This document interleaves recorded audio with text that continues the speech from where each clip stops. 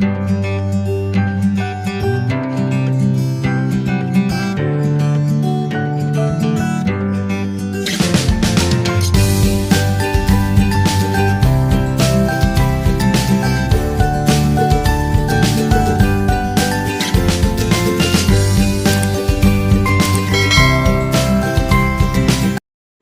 Hello everyone, standard 10 का हमें first chapter gravitation आज हम पढ़ने वाले।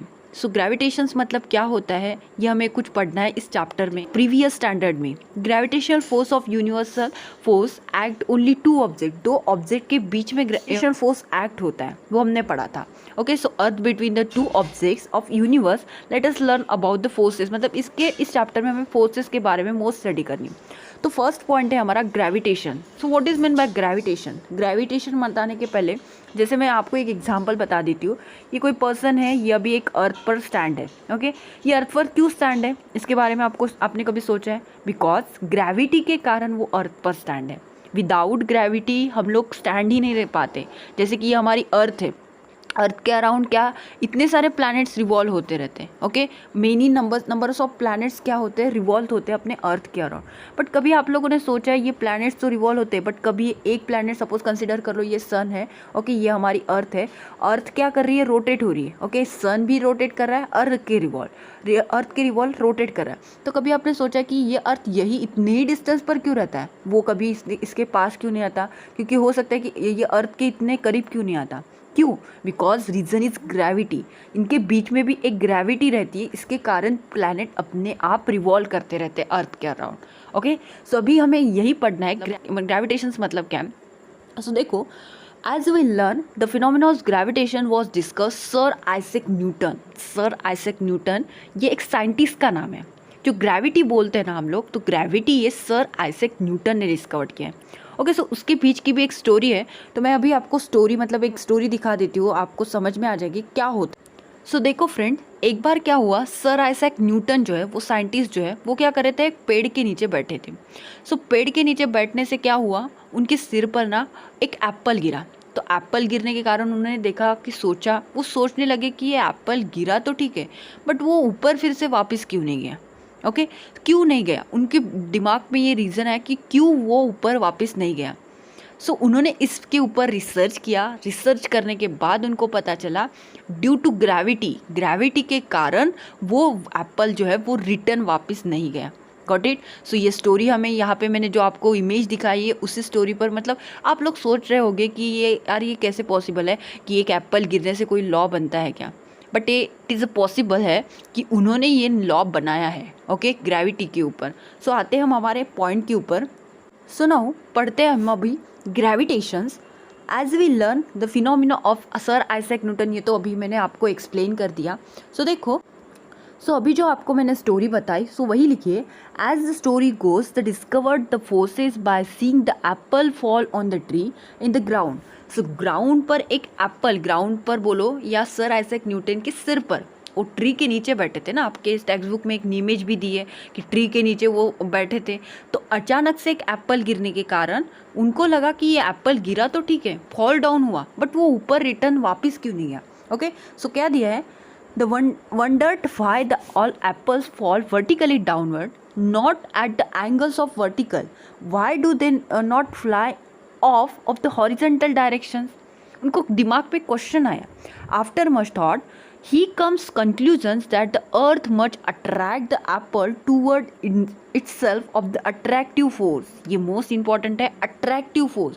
सो उनके दिमाग में कुछ थॉट आया, उन्होंने कंक्लूज किया अर्थ के बीच में, मतलब अट्रैक्ट होता है, अट्रैक्ट एप्पल। वो एप्पल जो है, जैसे कि ये हमारी ट्री है, ट्री के नीचे वो बैठे थे, तो अचानक से जो फॉल हुआ एप्पल, वो किसके कारण हुआ? बिकॉज अट्रैक्टिव फोर्स के कारण। मतलब ये जो ग्रेविटी है वो नीचे उनको खींच रही थी। Attractive force must be the directed toward the centre of the earth. Okay, so direction of the Apple on the tree, the center of the earth is vertical direction. At the position of apple, thus apple falls vertically downward. So वो downward कौन सा direction हुआ? vertically downward हुआ। सो आपके text book में भी एक figure दी है। सो देखो, concept of gravitational forces and gravitational force between the earth and moon. जैसे कि कंसिडर करो, एक हमारा ये एक अर्थ है, अर्थ के रिवॉल्व क्या मैंने अभी बताया था आपको, कुछ प्लैनेट्स रिवॉल्व होते हैं अर्थ के अराउंड, मून रिवॉल्व हो रहा है, तो उनके बीच में कुछ डिस्टेंस रहता है। वो अपने ही डिस्टेंस पर, मतलब जैसे कि कंसिडर करो यहाँ पे ये हमारी अर्थ है, अर्थ के रिवॉल्व मून रिवॉल्व हो रहा है, ओके, ये अर्थ है, अर्थ के अराउंड मून रिवॉल्व हो रहा है, वो अपने सम अमाउंट ऑफ डिस्टेंस पर ही रिवॉल्व हो रहा है। वो कभी ऐसे मूव होता है क्या? ऐसे आपने देखा है? नहीं देखा है। मतलब ये अपने ही डिस्टेंस पर रिवॉल्व होता है। क्यों? उनके बीच में जो डिस्टेंस है वो जो ग्रेविटी के कारण वो अपना डिस्टेंस मेंटेन करते हैं। Got it my point? So figure 1.1, on the left the apple tree on the earth, the force apple on the tree is toward the center of the earth, so that is along the perpendicular to the position of apple the surface of the earth।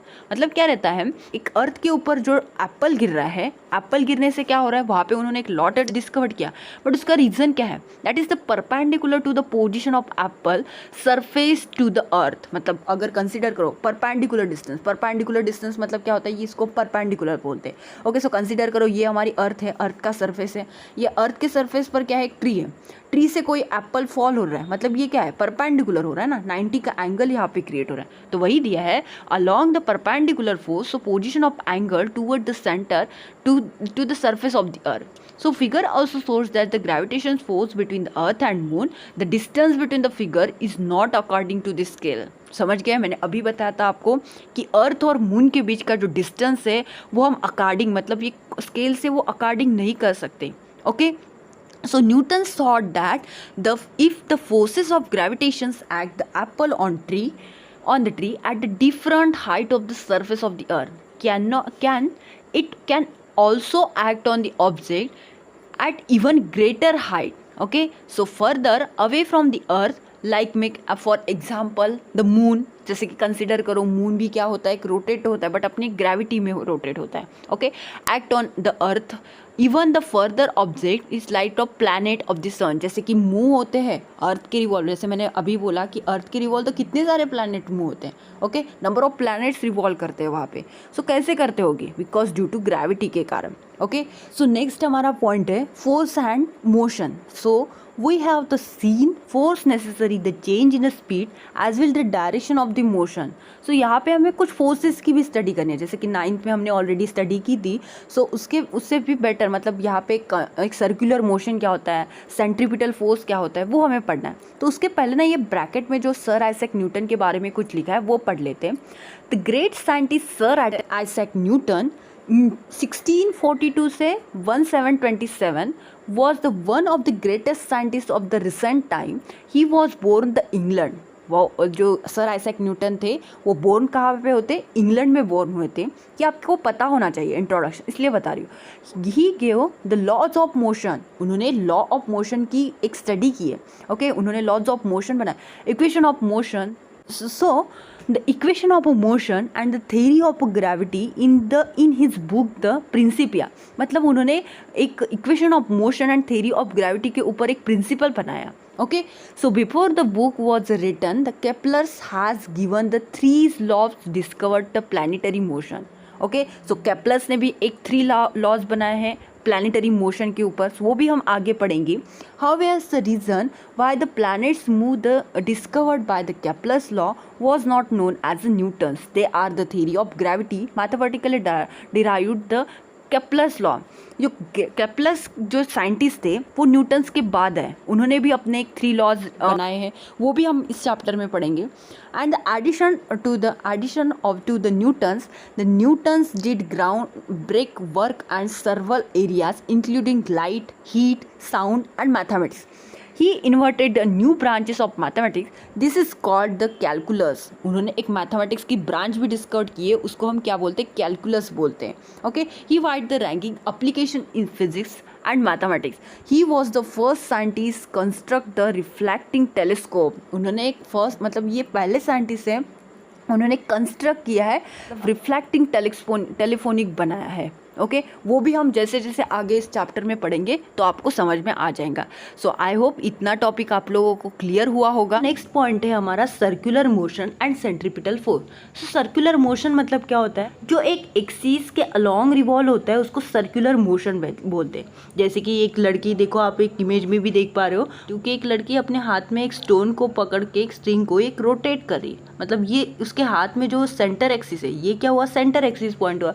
Okay, ये centre axis point के revolve हो रही है। Okay, एक axis revolve हो रही है, तो उसी को स्टोन जो है वो रिवॉल्व होते हैं, your hand and the stone is rotating along the string. Okay, तो उसके कारण क्या हो रहा है, वहाँ पे एक सर्कुलर मोशन क्रिएट हो रहा है, उसको हम सर्कुलर मोशन बोलेंगे।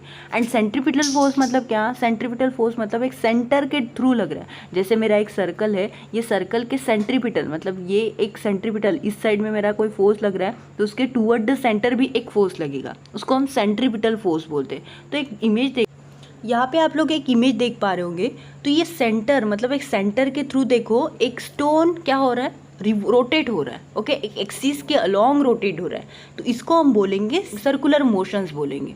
ओके, सेकंड वाली इमेज देखो, सेकंड में क्या है, एक सेंटर है, और सेंटर मतलब समझो कि एक हमारा अर्थ का सेंटर है और ये अर्थ के समझो या एक सैटेलाइट रिवॉल्व हो रहा है।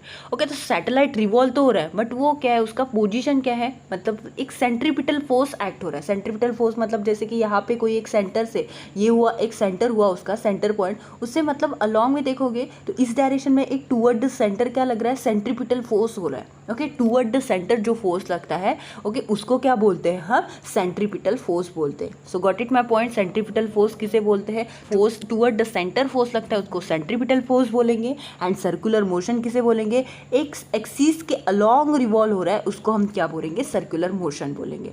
तो चलो हम टेक्स्ट बुक पे, सो वही जो एग्जाम्पल अभी मैंने आपको एक्सप्लेन किया वही दिया आपके टेक्स्ट बुक में। tie a stone on the one end of the string, take the other end of the hand and rotate of the string, the stone moves the circular motion। वहाँ पे वो stone क्या कर रहा है, एक circular motion create कर रहा है। जैसे कि ये सेकेंड वाली इमेज देखोगे आप, तो stone Tide a string moving the circular path of the vertical velocity of tangential direction, मतलब उसकी वेलोसिटी जो है टेंजेंशियल डायरेक्शन, जैसे कि मैंने अभी बताया कि ये सर्कल हुआ, ये सर्कल का सेंटर है। ओके, उसके टूवर्ड द डायरेक्शन में टेंजेंट मतलब क्या होता है, जैसे कि मैंने यहाँ पे कोई कर्व निकाली है। ओके, टेंजेंट मतलब यहाँ से कोई लाइन पास होके जा रही है, उसको हम टेंजेंट बोलेंगे। तो यहाँ पे देखो ये टूवर्ड द सेंटर एक फोर्स लग रहा है। ओके, तो यहाँ पे कोई एक प्लैनेट है, तो ये प्लैनेट रिवॉल्व कर रहा है, एक एक्सिस के अलोंग रिवॉल्व कर रहा है। एक्सिस के अलोंग रिवॉल्व करना मतलब सर्कुलर मोशन। सर्कुलर मोशन के बाद क्या है, सेंट्रीपिटल फोर्स। सेंट्रीपिटल फोर्स क्या लगता है, टूवर्ड द सेंटर लगता है। ओके, ये टेंजेंट हमने ड्रॉ की है क्योंकि यहाँ पे देखो आपके टेक्स्ट बुक में velocity of tangent direction. Tangent direction मतलब ये देखो एक टेंजेंट हुई, टेंजेंट की डायरेक्शन। अगर मेरा कोई प्लैनेट यहाँ पे रहता है तो उसका टेंजेंट ऐसे बनेगा, यहाँ पे कोई प्लैनेट रहता है तो उसका टेंजेंट ऐसे बनेगा, यहाँ पे कोई प्लैनेट, मतलब टेंजेंट क्या होती है, अलग अलग डायरेक्शंस रहते हैं उसके टेंजेंट के। तो यहाँ पे देखो ये इस डायरेक्शन में रहेगी, इस डायरेक्शन में, अनदर साइड में उसके टेंजेंट के डायरेक्शंस रहेंगे।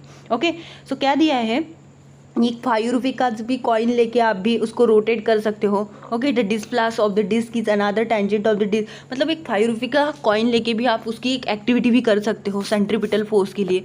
तो सेंट्रीपिटल फोर्स मतलब क्या होता है, any object moving along the circle it's a direction toward the centre of the circle. उसका डायरेक्शन कौन सी तरफ रहता है, एक सेंटर की तरफ रहता है। मतलब जैसे मैंने एक सर्कल निकाला, उसका डायरेक्शन क्या रहेगा, टूवर्ड या सेंटर बोलो, उसकी डायरेक्शन टूवर्ड रहेगा, उसी को ही हम बोलते हैं सेंट्रीपिटल फोर्स। सो सेंट्रीपिटल डेफिनेशंस आपको पूछ सकते हैं, सो ये मोस्ट इंपॉर्टेंट है। सेंट्रीपिटल का मीनिंग क्या होता है, सेंटर सीकिंग। सेंटर सीकिंग को ही हम सेंट्रीपिटल्स बोलते हैं। That is the object tied to the toward the centre of the circle because of the force. वो एक फोर्स के कारण वो क्या करता है, रोटेट होते रहता है। Okay, so you know that the moon, जैसे कि मून का भी एग्जांपल, जैसे मैंने अभी आपको एक इमेज दिखाई, वो एक सैटेलाइट क्या हो रहा था, रिवॉल्व हो रहा था हमारे अर्थ के बाहर। ओके, सपोज ये अर्थ है तो अर्थ के बाहर क्या होते हैं, सैटेलाइट रिवॉल्व करते हैं। वो सैटेलाइट क्या होता है वो भी हम 10th में पढ़ेंगे। 10th में हमें सभी नॉलेज गेन करना है।